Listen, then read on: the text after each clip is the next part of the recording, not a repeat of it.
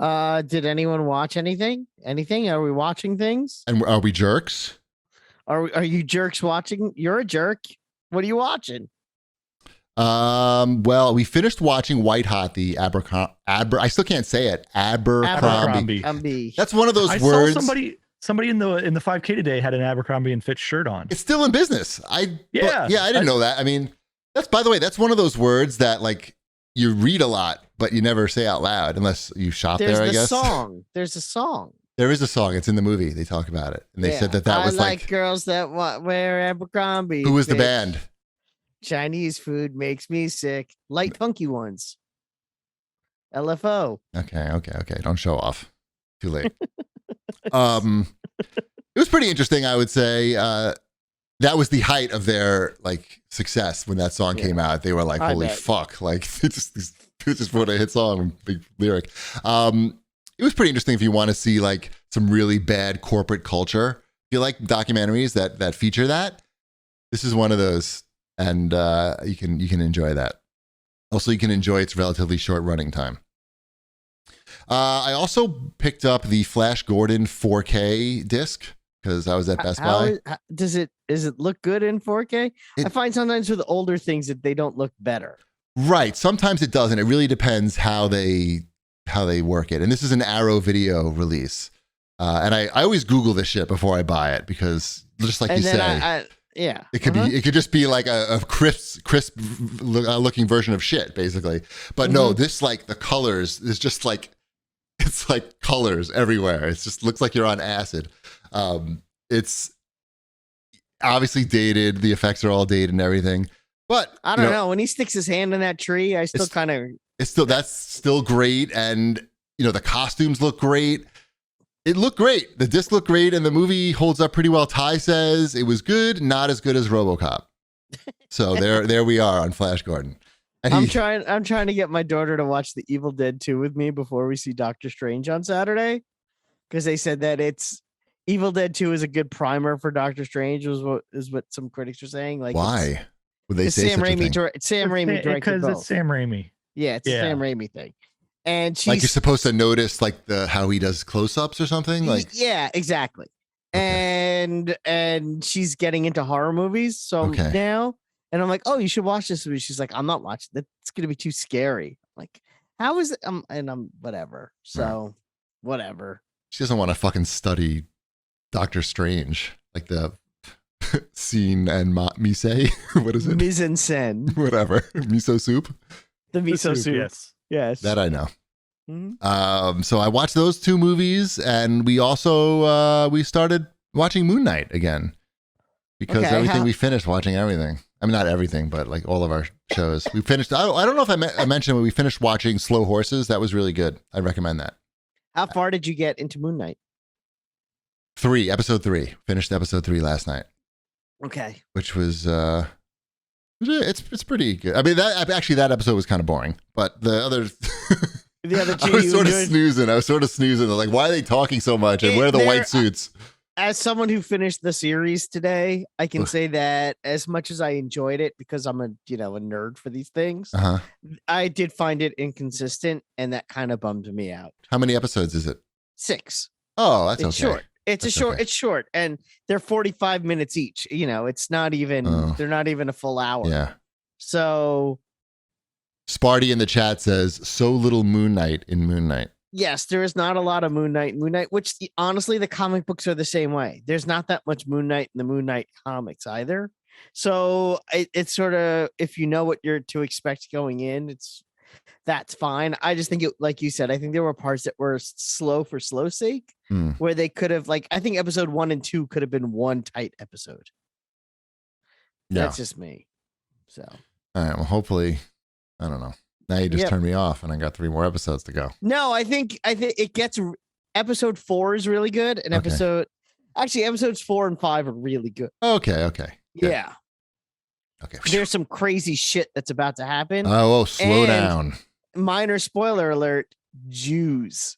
There's Jews. Good. There's Jews. So you gotta at least stay for the Jews. Now I'm in.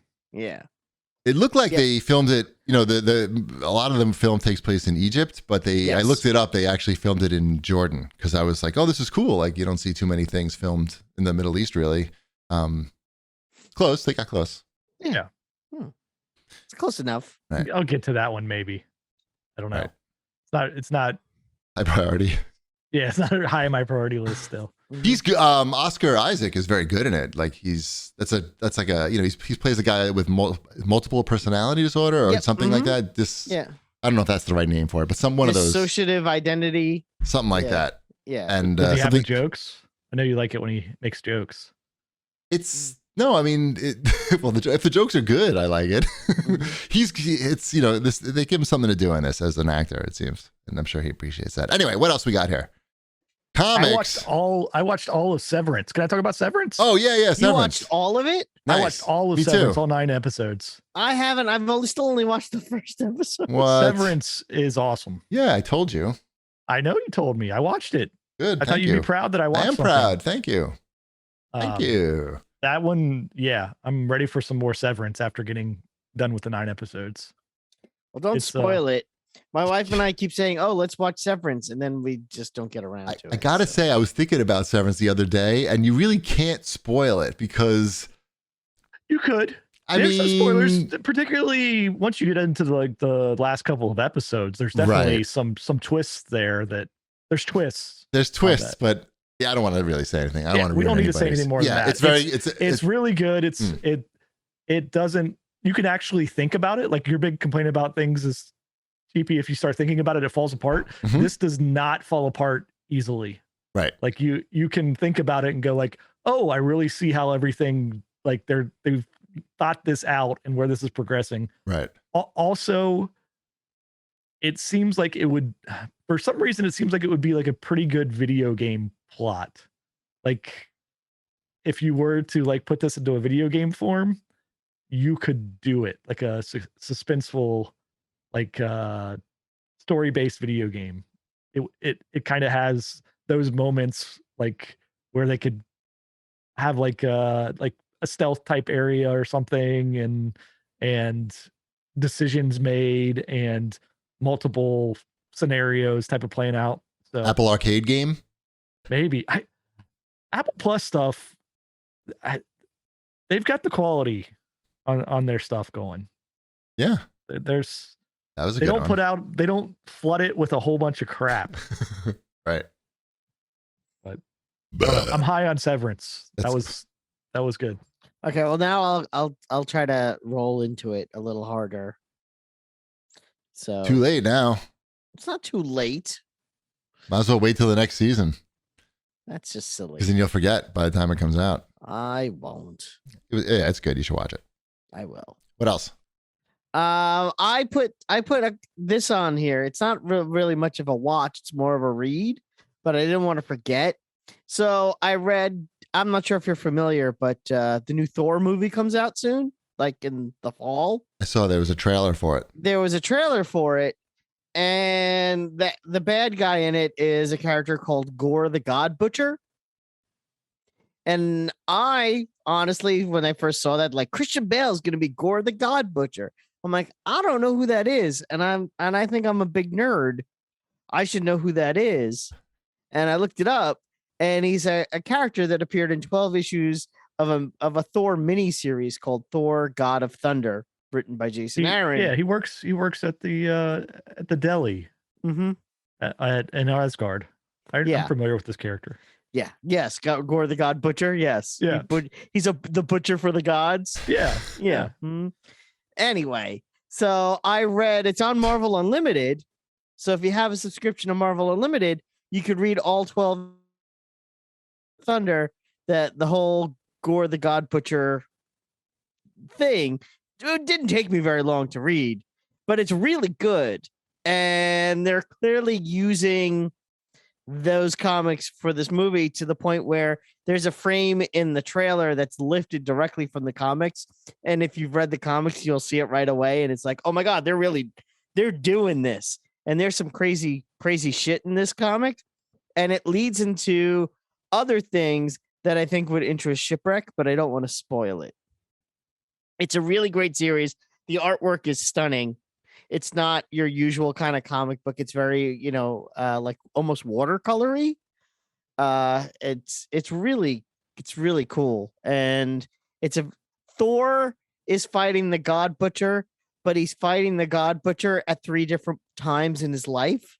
Once when he first meets him when he's young, once in what would be considered now, and then future Thor are all fighting Gore the God Butcher at different points. So it jumps between the 3 timelines, and eventually the timelines converge. And it's kind of cool. And then Spider-Man shows up. I'm assuming that's what you're telling me. No, It's interested. It's Spider-Man adjacent. How about they talk about Spider-Man. Well, sometimes there's some Spider-Man adjacency in there where if they actually do Space this, Agent Venom.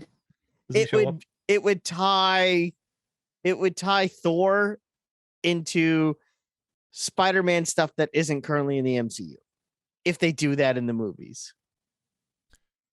So, which is why I think you might find it interesting. Whenever Spider-Man is not in the panel, they're talking about him. Yeah.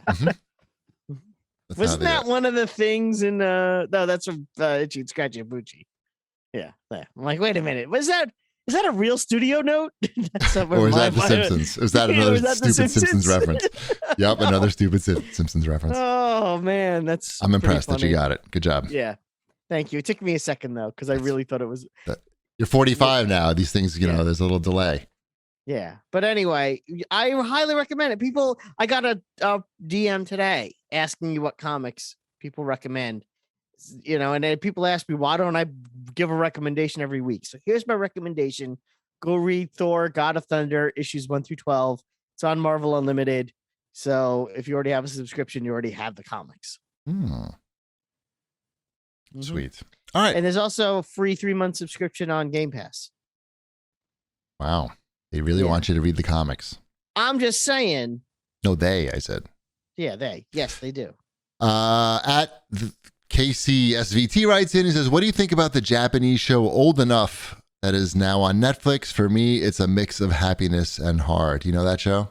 It's like that's where they take 1-year-olds and make them go buy milk. Yeah, but it's like the Ghost Woods.